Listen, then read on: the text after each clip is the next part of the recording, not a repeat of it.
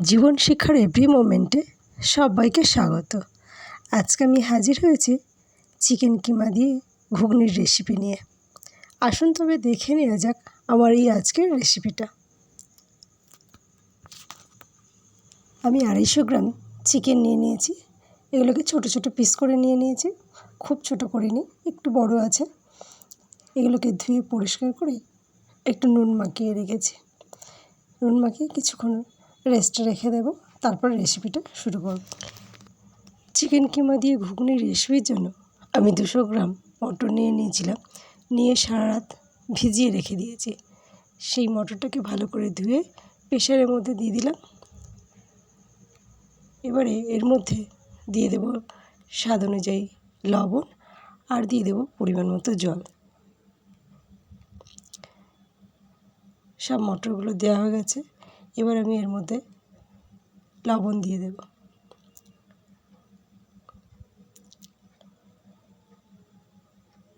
লবণটা দিয়ে দিলাম, আর দিয়ে দেব পরিমাণ মতো জল।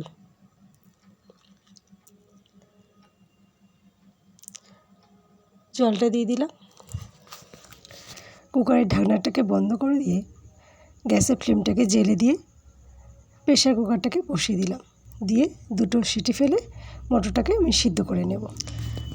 2টো আলু আমি ছোট ছোট পিস করে কেটে নিয়েছি, সেগুলোকে আমি প্রেশারের মধ্যে দিয়ে দিলাম। মটরের সঙ্গে একবার সিদ্ধ করে নেব।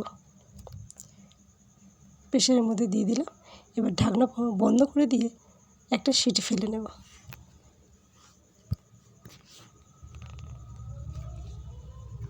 আমার চ্যানেলে নতুন বন্ধু হয়ে থাকলে চ্যানেলটাকে সাবস্ক্রাইব করে নেওয়ার অনুরোধ রইল। পাশে থাকা বেল আইকনটাকেও প্রেস করে দেবেন, অল করে রাখবেন, তাহলে আমার চ্যানেলে যখনই নতুন নতুন কোনো রেসিপি ছাড়বো সবার আগে আপনাদের কাছে পৌঁছে যাবে।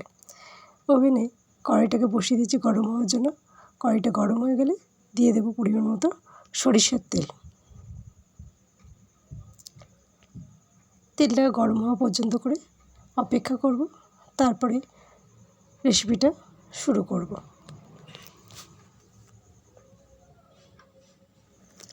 তেলটা গরম হয়ে গেছে। এবার আমি তেলটাকে কড়াই গায়ে লাগিয়ে দিলাম। দিয়ে আমি আগে থেকে 2টো পেঁয়াজ কেটে রেখেছিলাম, সেগুলোকে তেলের মধ্যে দিয়ে দিলাম। দিয়ে খুব ভালো করে এগুলোকে ভেজে নেব। পেঁয়াজটা ভাজা কমপ্লিট হয়ে গেছে। এর মধ্যে দিয়ে দিলাম 1 টেবিল চামচ আদার পেস্ট। দিয়ে এটাকে খুব ভালো করে পেঁয়াজের সঙ্গে নাড়িয়ে চাড়িয়ে নেব। এবার আমি এর মধ্যে দিয়ে দেব 1 চামচ রসুন পেস্ট। দিয়ে খুব ভালো করে পেঁয়াজের সঙ্গে এটাকে কষিয়ে নেব। এবার এর মধ্যে দিয়ে দেব 1 চামচ হলুদ গুঁড়ো। হলুদ গুঁড়ো দিয়ে খুব ভালো করে কষিয়ে নেব মশলাটাকে। এবার আমি এর মধ্যে দিয়ে দেব 1 চামচ ধনে গুঁড়ো। ধনে গুঁড়োটা দিয়ে মশলাটাকে আবারও কষিয়ে নেব। এবার আমি এর মধ্যে দিয়ে দেব 1 চামচ জিরে গুঁড়ো। জিরে গুঁড়োটা দিয়েও আবারও মশলাটাকে কষাতে থাকব। এবার আমি এর মধ্যে দিয়ে দেব 2 চামচ শুকনো লঙ্কার গুঁড়ো। দিয়ে মশলাটাকে খুব ভালো করে কষিয়ে নেব। এবার আমি মশলাটার মধ্যে দিয়ে দেব সামান্য একটু লবণ। লবণটা দিয়ে ভালো করে কষাতে থাকব মশলাটাকে। মশলাটা কষানো আমার কমপ্লিট হয়ে গেছে। এবার আমি এর মধ্যে দিয়ে দেব আগে থেকে লবণ মাখানো চিকেনগুলো। চিকেনটাকে আমি খুব ভালো করে কষিয়ে নেব। চিকেনটা কষানো কমপ্লিট হয়ে গেছে।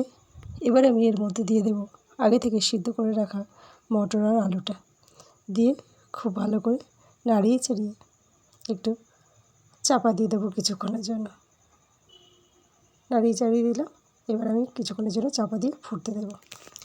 এবার আমি এর মধ্যে দিয়ে দেব স্বাদ অনুযায়ী লবণ।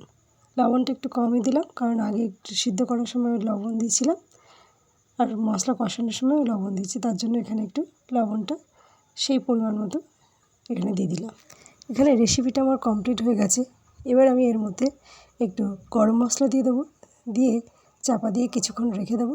দিয়ে তারপরে এটাকে আমি নামিয়ে নেব। সবাই ভালো থাকবেন, সুস্থ থাকবেন। আজ এই পর্যন্ত। আবার অন্য কোনো দিন হাজির হয়ে যাব অন্য কোনো নতুন রেসিপি নিয়ে। ধন্যবাদ।